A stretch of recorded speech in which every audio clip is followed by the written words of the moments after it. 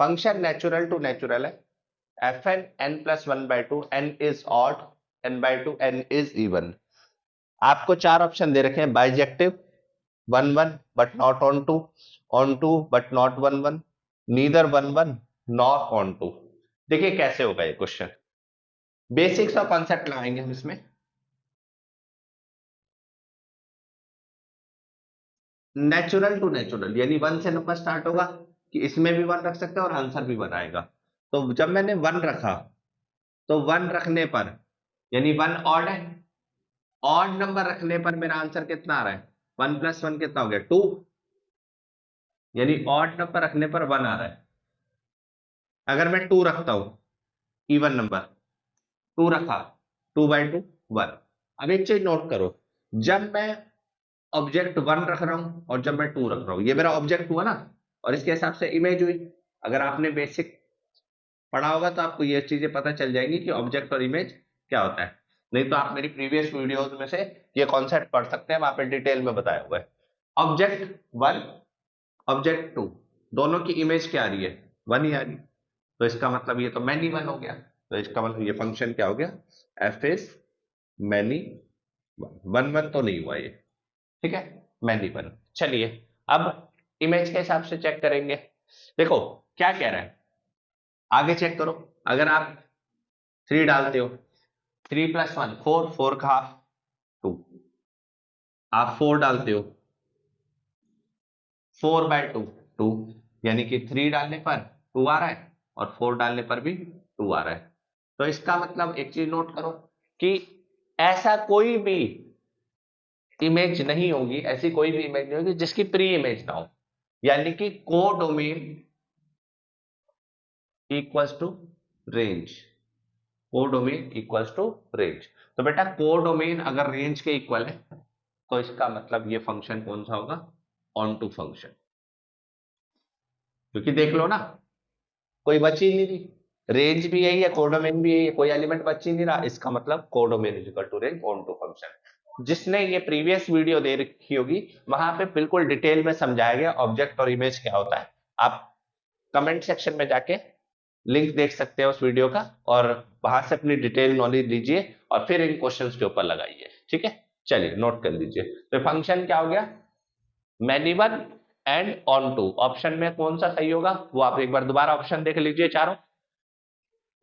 पहला ऑप्शन, क्या ये बाइजेक्टिव है, बाइजेक्टिव फंक्शन क्या होता है, बाइजेक्टिव फंक्शन देखो, एक होता है इंजेक्टिव, एक होता है सरजेक्टिव और एक होता है बाइजेक्टिव। इंजेक्टिव का मतलब वन वन होना चाहिए, सरजेक्टिव का मतलब ऑन टू होना चाहिए, बाइजेक्टिव का मतलब वन वन ऑन टू होना चाहिए। ये वन वन ऑन टू तो है ही नहीं, इसका मतलब बाइजेक्टिव तो नहीं है, ए ऑप्शन गलत। बी ऑप्शन देखिए, one one but not onto, नहीं ये भी नहीं है। Onto but not one one, ये सही ऑप्शन है, सी ऑप्शन है। ऑन टू फंक्शन है but not one one. Note कर लीजिए। Next question, one two two one one one, किसी सेट के अंदर ये रिलेशन है, the relation in the set one two three given by one two two one one one. आपको बताना है ये रिफ्लेक्सिव है, सिमेट्रिक है, ट्रांजिटिव है, इक्विवेलेंस है, क्या है। तो देखिए क्या होता है रिफ्लेक्सिव, सिमेट्रिक, ट्रांजिटिव। मैंने पहले भी समझाया कि रिफ्लेक्सिव का मतलब होता है ऑब्जेक्ट और इमेज दोनों इक्वल होना। ऐसे रिलेशन जिसमें ऑब्जेक्ट और इमेज इक्वल हो, वन कॉमा टू इक्वल होना है, वन वन होना चाहिए, वन वन है, टू टू है, नहीं है। तो as two comma two does not belongs to R, तो so it is not reflexive.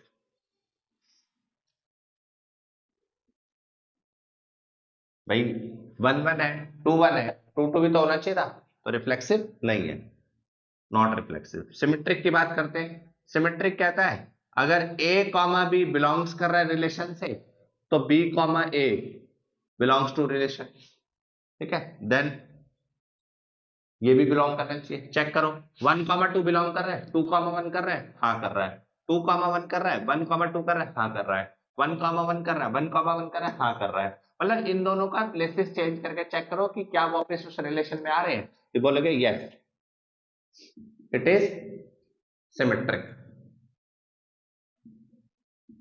Next बात करते हैं ट्रांजिटिव की। तो देखिए ट्रांजिटिव में क्या होगा, a comma b belongs to R, b comma c belongs to R, let कर लेते हैं। अब हमें क्या चेक करना है, a comma c belongs to R. तो देखो 1 कॉमा 2 आर से बिलोंग कर रहे हैं, 2 2 मैच कर गए, 2 कॉमा 1 बिलोंग्स टू आर। ठीक है, तो अगर मैं इन दोनों को कंपेयर कर लूं और फिर देखूं कि क्या 1 कॉमा 1 आर से बिलोंग कर रहा है, बिल्कुल बिलोंग कर रहा है, 1 कॉमा 1 आर से बिलोंग कर रहा है, तो देयरफॉर ट्रांजिटिव। ठीक है, तो रिफ्लेक्सिव है, सिमेट्रिक, रिफ्लेक्सिव नहीं है, सिमेट्रिक है, ट्रांजिटिव है। ठीक है, तो ये आंसर आ गया, नोट कर लो। चलिए बच्चा, question number 113, f x is equal to sine inverse under root x minus 1, इसकी आपको डोमेन निकालनी है। तो देखिए डोमेन का मतलब क्या होता है कि एक्स की क्या क्या वैल्यू आप डाल सकते हैं। ठीक है, तो देखिए कैसे करेंगे, आप ये सोचिए कि -π/2 से π/2, जो साइन इनवर्स अपनी रेंज देता है वो देता है -π/2 से प्लस का π/2, यानी आप एक्स की कुछ भी वैल्यू डालिए, इसका आंसर -π/2 से π/2। ठीक है जी, चलिए साइन इनवर्स इधर ले जाता हूं, दोनों तरफ साइन बना देता हूं, sine -π/2 under root x minus 1 sine plus π/2। देखिए साइन ऑफ माइनस एक्स किसके इक्वल होता है, माइनस का sine x, sine of minus x किसके इक्वल होगा, माइनस का sine x, under root x minus 1 sine π/2। अब देखिए साइन 90 कितना 1, तो ये हो गया -1, ये कितना हो गया +1, स्क्वायरिंग बोथ द साइड करेंगे। ध्यान से सुनना, इनइक्वालिटी में कभी भी स्क्वायरिंग बोथ द साइड करते हैं तो नेगेटिव का स्क्वायर हमेशा 0 होगा, क्योंकि नेगेटिव फंक्शन तो होगा ही नहीं, फंक्शन तो 0 हो गया। एग्री। अब ये हो गया x माइनस 1 और 1 का स्क्वायर 1 ही हुआ, बस दोनों तरफ -1 ऐड हो जाएगा, इधर आके +1 हो गया, इधर आके +1 हो गया। तो आंसर आ रहा है 1 से लेकर 2 तक। तो जो डोमेन आएगी x belongs to 1, this is the final answer. चलिए नोट कर लीजिए, question number 114, cos sin inverse 3/5 plus cos inverse x is equal to 0, कैसे करेंगे देखिए भाई, ये cos उधर जाके cos इनवर्स में कन्वर्ट हो जाएगा, sin inverse 3/5 plus cos inverse x equals to cos inverse 0।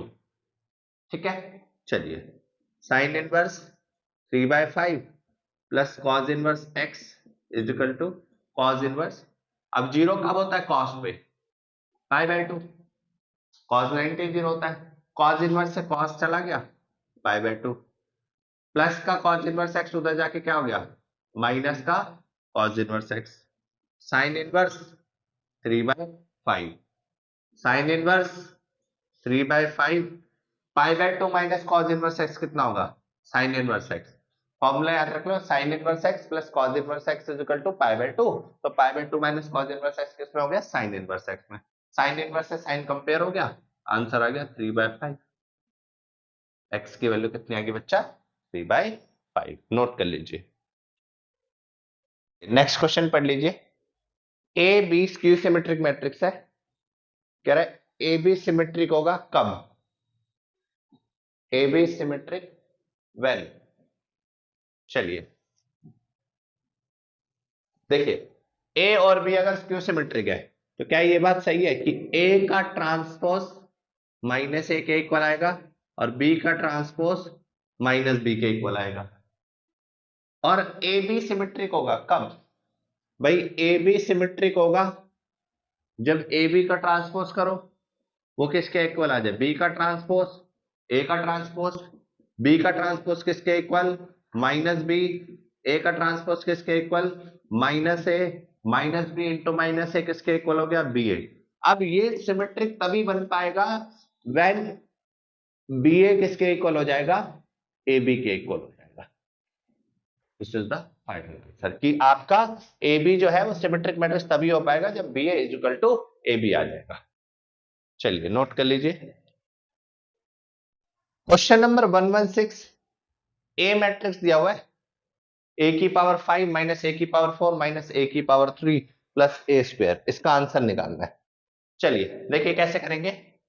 ए दिया हुआ है, ए की, एक काम करते हैं, पहले ए को ए से मल्टीप्लाई करके देख लेते हैं, तो ए स्क्वायर देगा, ए इंटू ए, 1 1 1 माइनस 1 माइनस 1 माइनस 1 1 1 1, चेक करते हैं क्या पैटर्न बनता है, 1 1 1 माइनस 1 माइनस 1 माइनस 1 1 1 1, ठीक है जी, करा मल्टीप्लाई, पहली रो पहला कॉलम, 1 इंटू 1 1 माइनस 1 प्लस 1, तो 1 ही दिया, पहली रो दूसरा कॉलम, भाई minus 1 plus 1 minus 1 minus 1 plus 1 minus 1, क्या देगा, माइनस 1 प्लस 1 माइनस 1, क्या देगा, माइनस 1 ही देगा, डायरेक्ट लिख सकते हैं माइनस 1।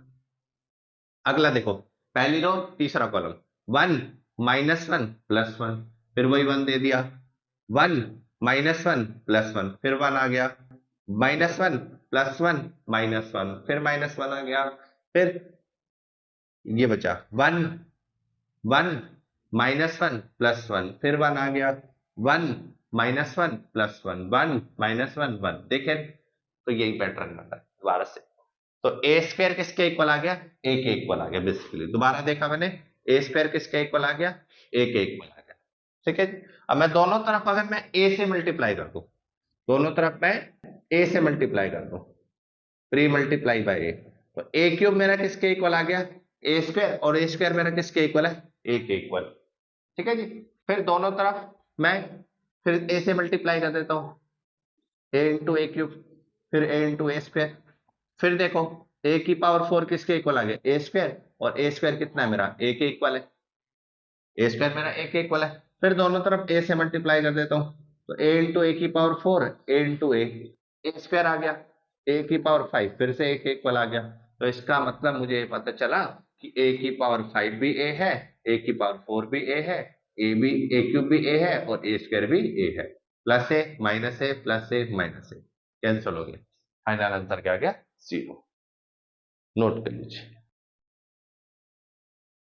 क्वेश्चन नंबर 117, ए का डिटर्मिनेंट 2 है और ए 2 इंटू 2 का मैट्रिक्स है, तो डिटर्मिनेंट ऑफ 4a इनवर्स निकालना है।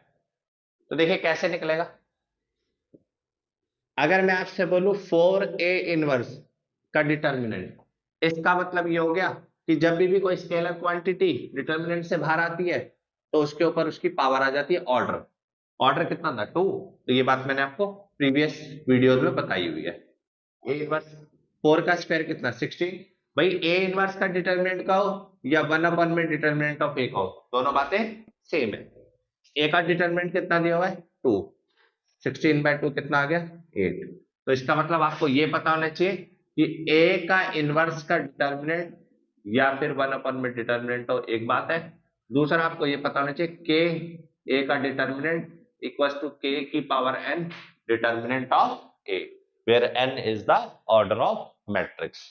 चलिए नोट कर लीजिए। Question number 118, A skew symmetric matrix है जिसका ऑर्डर 3 है, डिटर्मिनेंट ऑफ ए एक्स के इक्वल है, 2023 की पावर x निकालना है। तो देखिए कैसे करेंगे, भाई ए आपका स्क्यू सिमेट्रिक मैट्रिक्स है और स्क्यू सिमेट्रिक मैट्रिक्स का डिटर्मिनेंट क्या होता है 0, ये याद रखना है आपको।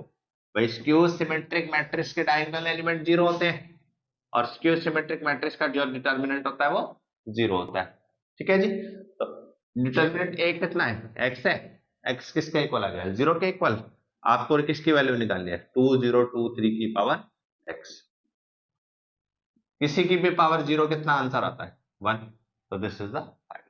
तो बेसिकली आपको बस ये पता लगाना है कि ए का जो डिटर्मिनेंट है वो 0 होगा, क्यों, क्योंकि स्क्यू सिमेट्रिक मैट्रिक्स का डिटर्मिनेंट 0 होता है। नोट कर लीजिए। Question number 119, differential coefficient of secant tan inverse है, यानी इसका आपको सिंपल सी बात है डेरिवेटिव कर देना है, लेकिन हम डेरिवेटिव करते हुए ध्यान से देखेंगे कि सीकेंट है और अंदर क्या है tan इनवर्स, तो क्या मैं इस सीकेंट को tan इनवर्स को सीकेंट में कन्वर्ट कर सकता हूं, बिल्कुल, भाई पाइथागोरस थ्योरम लगा दो ना, ये आपका क्या है परपेंडिकुलर, ये आपका क्या है, बेस, तो हाइपोटेनियस क्या आ जाएगी, x square plus 1, Pythagoras theorem लग गई। तो सीकेंट, सीकेंट इनवर्स, ये क्या होता है, बेस अपॉन में हाइपोटेनियस कॉज होता है, उसका रेसिप्रोकल कर दो, हाइपोटेनियस अपॉन में बेस, हाइपोटेनियस कितना है और बेस कितना है 1, सीकेंड इनवर्स से सीकेंड कट गया, तो under root x square plus 1 आ गया। अब आपके पास जो फंक्शन आया वो ये आया, पहले फंक्शन था ये, अब आपका फंक्शन चेंज हो गया, बस अब इसका डेरिवेटिव कर दो, क्योंकि डिफरेंशियल कोएफिशिएंट पूछा है। क्या करना है, अंडर रूट एक्स का derivative 1/2 under root x square plus 1, और एक्स स्क्वायर का क्या होगा 2x, और 1 का क्या होगा 0, तो 2 से 2 कट गया, क्या आंसर आया, x अपॉन में under root x square plus 1। This is the final answer, note कर लीजिए। Question number 120, fx is equal to x square, x greater than equal to 0, kx x less than 0, different कह रहा है ये function differentiable है। बच्चा कभी भी फंक्शन आपका डिफरेंशिएबल होता है तो LHD और RHD दोनों इक्वल होते हैं, कॉन्टिन्यूअस होता है तो LHL RHL।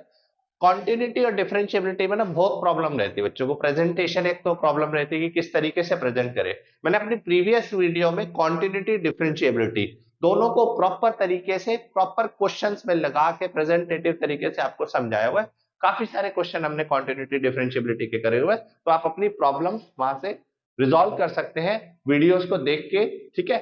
चलिए इस क्वेश्चन में कह रहा है कि ये डिफरेंशिएबल है एट x इक्वल टू 0, इसका मतलब डिफरेंशिएबल का मतलब LHD limit x tends to 0 minus, और RHD limit x tends to 0 plus, f dash x, fx नहीं f डैश x क्योंकि डेरिवेटिव है, f डैश x दोनों इक्वल है।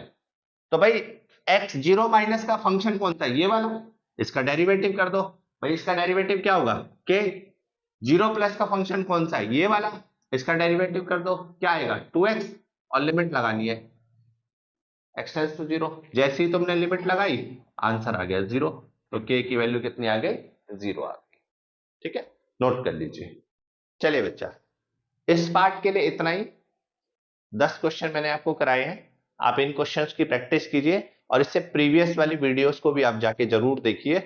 मेरी कोशिश रहेगी कि इस चैनल के थ्रू मैं मैक्सिमम से मैक्सिमम क्वेश्चंस कॉन्सेप्ट भी क्लियर हो जाए और मैक्सिमम क्वेश्चन मैं आपको प्रैक्टिस करा सकूं, ताकि आपको बोर्ड एग्जाम्स में कोई दिक्कत ना आए। आप आराम से देखिए, स्टेप बाय स्टेप सॉल्यूशन दे रहा हूँ, कंप्लीट डिटेल्ड सॉल्यूशन दे रहा हूँ, फॉर्मूलेज वगैरह आपके साथ में मेंशन करता जा रहा हूँ। और ये वाला पार्ट जो बहुत बच्चों को रहता है दिक्कत, वो मैंने पहले ही डिस्कस किया हुआ है, तो आप जाके प्रीवियस वीडियो जरूर देखिए, और अगर आपको वीडियोस पसंद आती है तो आप अपने फ्रेंड्स के साथ शेयर कीजिए और चैनल को जरूर सब्सक्राइब कीजिए और बेल आइकन दबा दीजिए, ताकि नोटिफिकेशन आपको मिलती रहे कि किस तरीके से वीडियोस आ रही है। प्लेलिस्ट में मैंने प्रॉपर तरीके से आपका प्लेलिस्ट क्रिएट करी हुई है, उसमें जाके आप वीडियो देख सकते हैं। एमसीक्यू सीरीज चला रहा हूँ, साथ में आपकी 2 मार्कर सीरीज चला रहा हूँ, 2 मार्कर सीरीज में आपके डिटेल सॉल्यूशन है, इवन एमसीक्यू सीरीज में भी मैंने काफी डिटेल सॉल्यूशन दिया हुआ है, ताकि आपको कोई प्रॉब्लम ना है 2 मार्कर 3 मार्कर सॉल्व करने में, ठीक है। चलिए बच्चे